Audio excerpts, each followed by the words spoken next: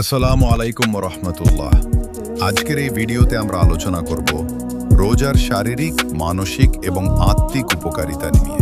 রোজা কি শুধু না খেয়ে থাকা, নাকি এর পেছনে লুকিয়ে আছে গভীর বৈজ্ঞানিক ও আধ্যাত্মিক রহস্য? রোজা কি শরীরের জন্য উপকারী, নাকি দীর্ঘ সময় না খেয়ে থাকলে ক্ষতি হতে পারে? আজ আমরা জানব রোজা কিভাবে আমাদের শরীরকে সুস্থ রাখে, কিভাবে মনকে শক্তিশালী করে এবং কিভাবে আত্মাকে আল্লাহর আরও নিকটবর্তী করে। তাই ভিডিওটি শেষ পর্যন্ত দেখুন, কারণ আজকের আলোচনা আপনার রোজা সম্পর্কে দৃষ্টিভঙ্গি বদলে দিতে পারে। একটি হৃদয় ছোঁয়া শিক্ষণীয় গল্প। রমজান রহমত, বরকত আর মাগফিরাতের মাস। এই মাসেই নাজিল হয়েছিল পবিত্র কুরআন মহানবী মুহাম্মদ সাল্লাল্লাহু আলাইহি ওয়াসাল্লামের উপর।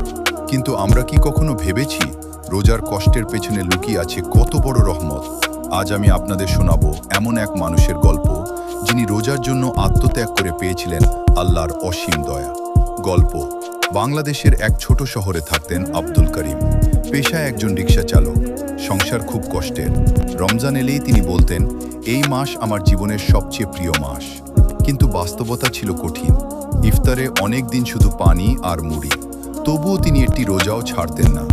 একদিন প্রচণ্ড গরমে রিকশা চালাতে চালাতে তিনি প্রায় অজ্ঞান হয়ে পড়লেন। পাশেই ছিল ঠান্ডা পানির দোকান। মাত্র এক গ্লাস পানি খেলেই স্বস্তি মিলত। কিন্তু তিনি চোখ বন্ধ করে বললেন, হে আল্লাহ, আমি তোমার জন্য রোজা রেখেছি, তুমি আমাকে শক্তি দাও। তিনি পানি স্পর্শ করলেন না। সেদিন বিকেলে এক ভদ্রলোক তার রিকশায় উঠলেন। কথা বলতে বলতে জানলেন করিম রোজা রেখে এত কষ্ট করে কাজ করছেন। ভদ্রলোক তার ঈমান ও সততায় মুগ্ধ হলেন। কয়েকদিন পর সেই ভদ্রলোক করিমকে ডেকে বললেন, আপনার সততা ও ঈমান আমাকে গভীরভাবে স্পর্শ করেছে। আপনি আমার প্রতিষ্ঠানে কাজ করবেন? সেখান থেকেই বদলে গেল করিমের জীবন।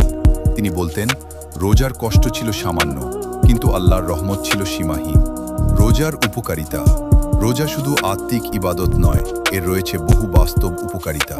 আধ্যাত্মিক উপকারিতা। রোজা মানুষের অন্তরকে পরিশুদ্ধ করে, তাকওয়া বৃদ্ধি করে, ধৈর্য শেখায়, আত্মসংযম গড়ে তোলে। গরিবের কষ্ট উপলব্ধি করতে সাহায্য করে, আল্লাহর নৈকট্য অর্জনের সুযোগ দেয়। শারীরিক উপকারিতা। নির্দিষ্ট সময় না খাওয়ার অভ্যাস শরীরকে বিশ্রাম দেয়।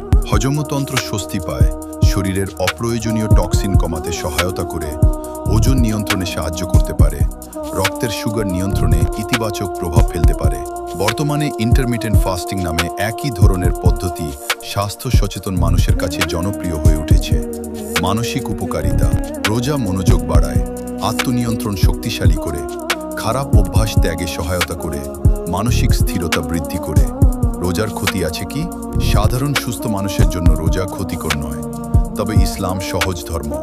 গুরুতর অসুস্থ, গর্ভবতী নারী, ভ্রমণরত ব্যক্তি বা দুর্বল মানুষের জন্য ছাড় রয়েছে। আল্লাহ কষ্ট দিতে চান না, তিনি চান বান্দার কল্যাণ। শিক্ষণীয় বার্তা। করিমের গল্প আমাদের শেখায়, আল্লাহর জন্য করা ত্যাগ কখনো বৃথা যায় না। ধৈর্যের পরেই আসে রহমত।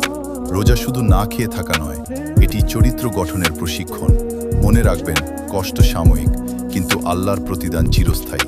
ভিডিওটি ভালো লাগলে লাইক দিন, শেয়ার করুন এবং ইসলামিক শিক্ষামূলক গল্প পেতে সাবস্ক্রাইব করুন আমাদের চ্যানেল। আল্লাহ আমাদের সবাইকে সঠিকভাবে রোজা রাখার তৌফিক দান করুন। আমিন।